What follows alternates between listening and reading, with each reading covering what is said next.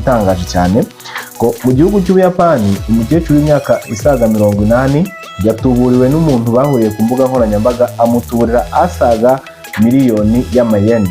Uyu mubyeyi we nagatangaza kubera ko ngo ni umugore umurika imideri, yafashe amakariso cyangwa se ya myenda y'imbere y'abagore atangira kuyikoramo utuntu two kwambara mu mutwe. Mujye mubona twa tuntu abagore bafungisha imisatsi ukabona yafunze hano yarahambira, cyangwa se ukabona kari umutwe karasa neza. Uyu mugore yarebye aravuga ngo aya makariso bajugunya ngo arashaje abagore, ngiye nshobora kuba nabyaza umusaruro.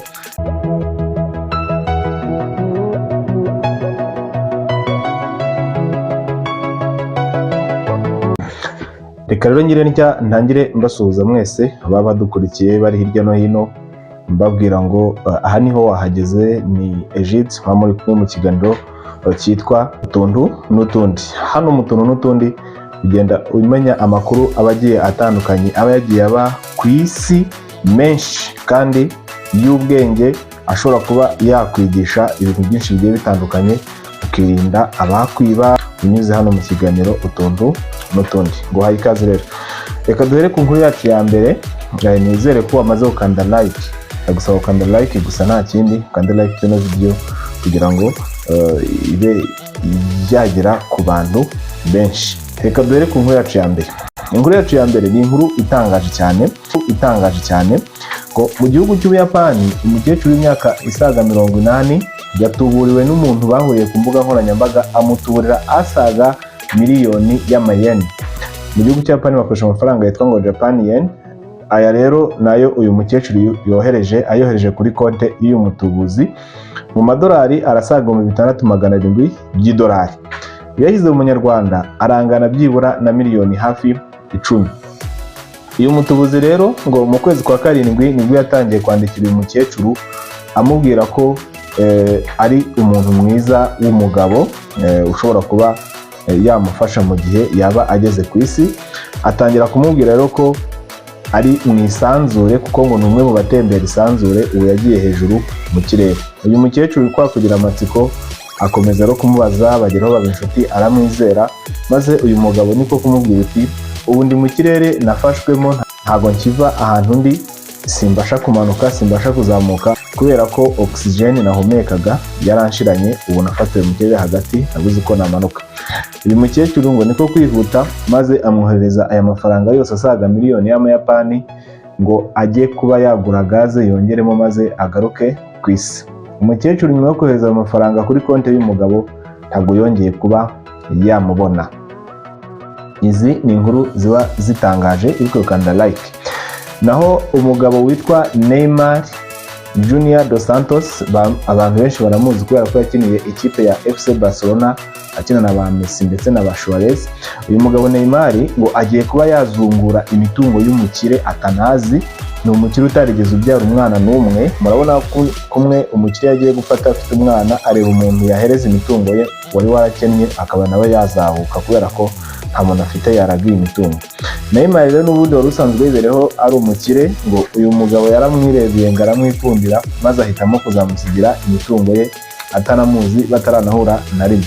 Uyu mugabo yarahagaze imitungo y'amadolari biliyoni 1 na miliyoni 14 z'amadolari. Urumva ko ni amafaranga menshi cyane.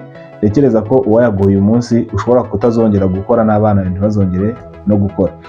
Neymar rero agiye kwibikaho aya mafaranga nyuma y'uko uyu mugabo yemeje ko Neymar ari ugomba kuba yabika aya mafaranga. Uyu muherwe no mu gihugu cya Portugal akaba ariho abarizwa.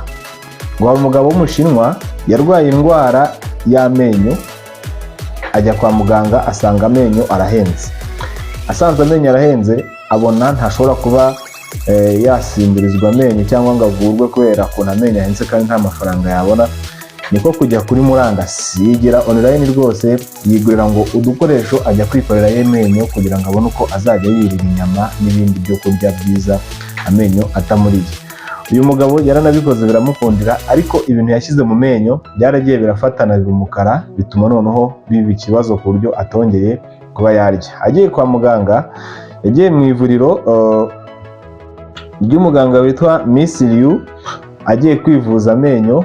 Uyu Miss Liu apostinga ku mbuga ze nkoranyambaga amafoto y'uyu mugabo agaragaza mu kanwa he ukuntu hameze, avuga ko ivuriro rye ryananiwe kumuvura ari gushaka ubufasha. Aha ni mu gihugu cy'Ubushinwa. Iri vuriro rikaba riherereye mu Bushinwa mu mujyi wa Tianjin. Amafoto rero yaracicikanye, abadokiteri benshi bagenda bandika ko uyu mugabo batamuvura kubera ko uburyo babona amenyo ye batazi ikintu cyayagiyemo. Haje kuza umudokiteri umwe yemeza ko agomba kumuvura, ariko arabanza aramupima. Amupimye asanga kugira ngo amuvure ari uko azamuvura ariko agasigara atabona, amaso yose yaravuyemo. Ubwo biracyari ihurizo nimba azahitamo ko bamuvura amenyo, cyane ko ngo amurya hanyuma amaso akavamo, cyangwa se azahitamo kugumana amenyo ye yabaye gutyo agakomeza akareba. Mu Buyapani maze ayahinduramo udukoresho two kuba bafungisha imisatsi. Uko yareba ku ifoto niko ameze. Urabona ko uyu mugore rwose yamaze kwikorera akambere aragafunga ku musatsi we. Urabona ko ni ibintu bigaragara neza cyane. Uyu mudamu wo mu gihugu cy'Ubuyapani yitwa Jenny Fox, akaba yaratangaje ko afite gahunda yo kuba yavugurura imyenda y'imbere y'abagore yashaje, maze imyenda akaba yahinduramo twa tuntu abagore bafatisha imisatsi. Yagize ati abantu benshi batekereza ko underwear zitajya ku mutwe cyangwa se bakabibona nkaho ari ubusazi, ariko uko iminsi igenda ishira bazagenda babona ko ari ibintu byiza. Ati iyo urebeye kuri aka ngaka nakoze uhita ubona ko ni akantu keza cyane gashobora kuba kafunga umusatsi maze ukaba waba mwiza. Uyu mutako wo gufunga umusatsi yawise ngo ni anti ribbon bow. Anti ribbon bow niko yawise. Akaba atekereza ko uko iminsi igenda ishira ariko abantu bazagenda babyiyumvamo maze bakajya bazigura. Ubu ako yakoze bwa mbere yavuze ko gafite igiciro cy'amadolari 119, n'ibihumbi birenga 150 by'amanyarwanda, kugira ngo ube wagura aka kantu ko gufunga umusatsi gakoze mu ikariso yashaje, ube wagenda nawe ukambaye mu mutwe wafunze umusatsi. Ku ikubitiro yasohoye izifite amabara 3, harimo umukara, hakabamo iroze ndetse n'ubururu. Izi nizo yasohoye abagore bashobora kuba bafungisha imisatsi. Ngaye nguko mu gihugu cy'Ubudage ngo umugore w'umwarimu amaze imyaka isaga 16 mu kiruhuko abeshya ko arwaye, bamuhemba avuga ko arwaye. Muri iki gihugu cy'Ubudage umwarimu ngo ni umuntu uhabwa agaciro cyane ku buryo afite ubushobozi bwo kuba yamara imyaka myinshi ari mu rugo arwaye kandi bamuhemba, kubera ko ngo ni umukozi wubashywe cyane. Uyu mugore rero nyuma yo kubita imyaka 16 buri kwezi bamuhemba urufaranga rwe arutamira, ngo diregiteri byamunaniye kubyihanganira maze amutumaho amusaba ko yaza agakoresha ikizamini cy'ubuzima bakareba ko ubuzima bwe buhagaze, nimba atabeshya koko, niba byaba ari byo. Uyu mugore akibyumva yavuze ko ari ukumutesha agaciro no kudaha agaciro uburwayi afite, ariko diregiteri we akomeza gusobanura ko atumva ukuntu umuntu arwara imyaka 16 ahembwa buri kwezi atari yaza ku ishuri ngo agaragaze ikintu arwaye. Ibyo bintu ari igitangaza. Mu gihugu cy'Ubuyapani ngo umwana w'imyaka 18 yafunzwe nyuma yo kuroga nyirarume, cyangwa se twita oncle. Ngo yaroze nyirarume kubera ko nyirarume yaragonaga basinziriye.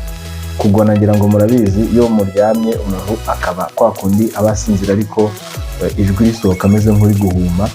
Ngo uyu mugabo nicyo yazize. Uyu mwana yagerageje kuba yamuca ku kugona, ngo arabyanga kandi ngo we biramubangamira, ahitamo kuba yamuroga. Uyu mwana ngo w'Umuyapani yafunzwe azira kuba yaroga onkere we cyangwa se nyirarume, amurogeye mu isosi bari bagiye kurya kugira ngo amwice, amuziza kuba agona. Uyu mwana yafashe icyatsi cy'uburozi cyica ngo akivanga mu biryo, cyane ko uyu musaza yaragiye kurya za mboga zo mu Buyapani ziba zisa icyatsi. Uyu mwana ngo yagifasha agitekera mu biryo kugira ngo uyu mugabo naza kubiryaho ahite apfa. Nyuma rero yuko abiriyeho yatangiye kumva atameze neza mu kanwa, ndetse no mu nda hatangiye kumurya, niko gufata ya sosi bari bamuhaye ari kurya arayimena, ariko ntacyo byatanze kuko yagiye kwa muganga atangira kuba yagira ibibazo bigiye bitandukanye, ngo mu nda haramurya cyane, biza kurangira yitabye Imana yishwe n'uyu mwana wamuroze kubera ngo agona cyane. Ngaye nguko rero biba mu mahanga ni ibitangaza. Ngo umudokiteri w'umushinwa ngo yavuye umugabo nyuma yo kumubaga mu bwonko agakuramo umunyorogoto upima santimetero 18. Yamubaze umutwe abona mu bwonko ngo bw'uyu mugabo harimo umunyorogoto wa santimetero 18. Uyu mugabo ngo yitwa Li, ni umushinwa, yirukankanywe kwa muganga nyuma y'uko yari atangiye kuba yaribwa umutwe, kugira isereri ndetse no gukorora no kwitsamura cyane. Nibwo rero baje kumugeza kwa muganga batangira kuba bamuvura. Bamugejeje kwa muganga ngo yararibwe, uburibwe bwarushijeho kwiyongera cyane mu maso, ari nako mu maso hakomeza kuza ibintu bimeze nk'amarira. Dogiteri yaje kumureba ngo amushyira mu cyuma aramupima wese kugira ngo arebe ikibazo yaba afite, maze ngabona mu bwonko harimo umunyorogoto. Ibitaro byemeza ko uyu mugabo agomba kubagwa, maze bamusangamo umunyorogoto wa santimetero zisaga 18 zari ziryamye mu mutwe w'uyu mugabo. Izi rero ni zimwe mu nkuru ziba zigiye zitandukanye tugenda tubagezaho zicicikana hano kuri murandasi. Murumva ko ni inkuru zitangaje cyane, niyo mpamvu ikiganiro tukita ngo ni Menya Nibi. Reka nkubwire ngo wakoze kugikurikirana, wibuke ukanda like ndetse na subscribe kugira ngo utazongera kutubura.